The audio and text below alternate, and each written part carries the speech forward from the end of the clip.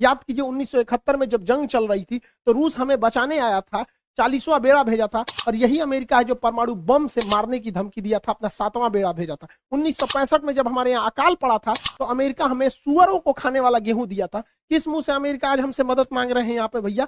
जब 370 लगा था तो इसमें 7 रूस ने हमारा दिया था। यूएनओ में कश्मीर में जब जब मुद्दा आया था तो यूएनओ कहता था कि वहां के लोगों से पूछिए क्या होगा, तो रूस वहीं पे रोक लगाता था। हम कैसे भूल सकते हैं रूस को? रूस ही हमें सबसे ज्यादा हथियार दिया। आज भी भारत में 80% हथियार रूस से ही आ जाते हैं, हम इसको नहीं भुला सकते हैं। 1998 में जब भारत ने अपना परमाणु बम परीक्षण किया था, पूरी दुनिया खिलाफ हो गई थी, रूस साथ खड़ा था। आपको याद है कि नहीं? इन दोनों की जोड़ियां, इन लोगों ने परमाणु परीक्षण किया था, उसके बाद कोई हमें आंख उठाकर नहीं देख सकता था। तो उस समय भी रूस की बात हम लोग को याद रहना चाहिए। 1999 में जब कारगिल की लड़ाई हुई थी तो अमेरिका ने अटल बिहारी वाजपेयी से कहा था कि हम परमाणु बम मार देंगे भारत के ऊपर। तो अटल बिहारी वाजपेयी ने कहा था कि हम आधा हिंदुस्तान खोने के लिए तैयार हैं, लेकिन हम वचन देते हैं कि सुबह का सूरज पाकिस्तान नहीं देख पाएगा। तो पाकिस्तान, अमेरिका अपना परमाणु बम लेके भागा था। याद कीजिए अभिनंदन की जी का फाइटर पायलट जो थे, इनके ऊपर जहाज से जो स्ट्राइक किया गया था, वो जहाज भी पाकिस्तान को अमेरिका ने दिया था, F-16 जहाज।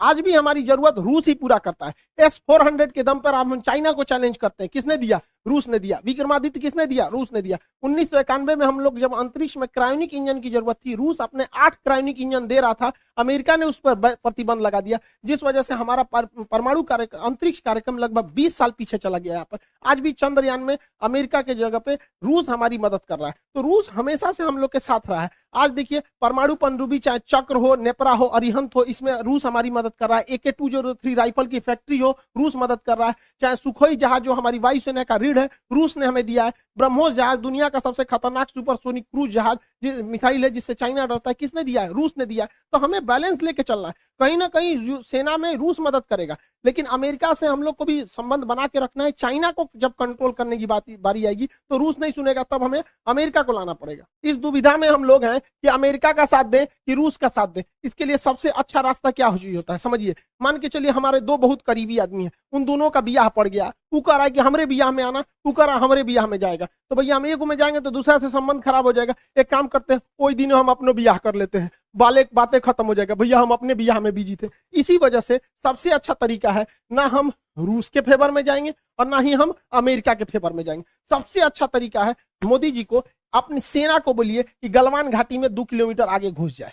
गलवान घाटी में जैसे 2 किलोमीटर आगे घुसेगी, लड़ाई तो करना नहीं है, उलझा के रखना है। 2 किलोमीटर जहां आगे घुसेगी उधर से चाइना वाले घुस जाएंगे, फिर वैसे ही स्टैंड ऑफ हो जाएगा।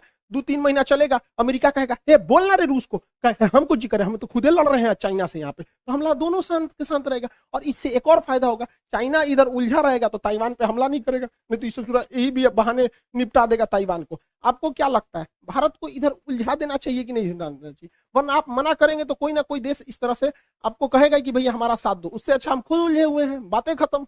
रूस की जगह पे कोई भी देश रहता तो अपनी सिक्योरिटी को लेकर चिंतित होता ही। आप खुद सोचिए, अमेरिका यहाँ पे है, क्या मैक्सिको देश में अगर रूस अपनी सेना लगाएगा तो क्या अमेरिका चुप रहेगा? नहीं चुप रहेगा ना। कोई भी देश देखेगा कि आप यहाँ सेना लगा क्यों रहे हैं। तो आप ही बताइए, अमेरिका अपनी नाटो सेना अगर यूक्रेन में लाएगा तो रूस के बॉर्डर से सटा देगा, तो रूस कैसे चुप रह सकता है? अपने देश पर बीतता है तो सबको खराब लगता है। आप ही बताइए, भारत है यहाँ पे, भारत के नीचे यहाँ श्रीलंका है। अगर पाकिस्तान अपनी फौज श्रीलंका में लगा देगा और श्रीलंका उसको परमिशन देगा तो भारत धोएगा कि नहीं धोएगा उसको? हम लोग को कैसे खराब लगता है जैसे चाइना अपना स्ट्रिंग ऑफ पल्स लाता है यहाँ पे। तो हर देश को अपना सुरक्षा चिंता को ध्यान में रखना पड़ता है। और इसमें सिंपल सा बात है, यूक्रेन को कोई उससे उसका देश नहीं मांग रहा है।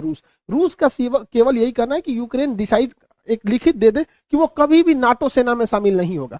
यूक्रेन को यह सोचना चाहिए कि नाटो में शामिल होने से अमेरिका को फायदा है, वो दुश्मनी निकालेगा रूस से। क्या जाता है यहाँ पे, पूरा देश बच जाता, उसके लोग मरने से बच जाते, क्या काम आया नाटो? तो यहाँ यूक्रेन को सोचना चाहिए कि बहुत ज्यादा जिद पालने से कोई खास फायदा नहीं होता है। और हमेशा एक चीज याद रखना चाहिए, यूक्रेन हो, हम हो या आप हो, हम अपना पड़ोसी नहीं बदल सकते, दोस्त बदल सकते हैं। इसलिए दोस्त से संबंध बने बिगड़े, लेकिन पड़ोसियों से हमेशा संबंध अच्छा रखना चाहिए, क्योंकि हमेशा काम पड़ोसी आते हैं। यूक्रेन का पड़ोसी रूस है और ये ना अमेरिका दोस्त है। तो हमेशा एक चीज को ध्यान रखना चाहिए, किला सुरक्षित करने के लिए पड़ोसी का सुरक्षित होना जरूरी है। यूक्रेन को हठधर्मिता छोड़नी चाहिए, आप यूरोपीय यूनियन में शामिल हो जाए, नाटो जैसे सैन्य संगठन में नहीं शामिल होना चाहिए।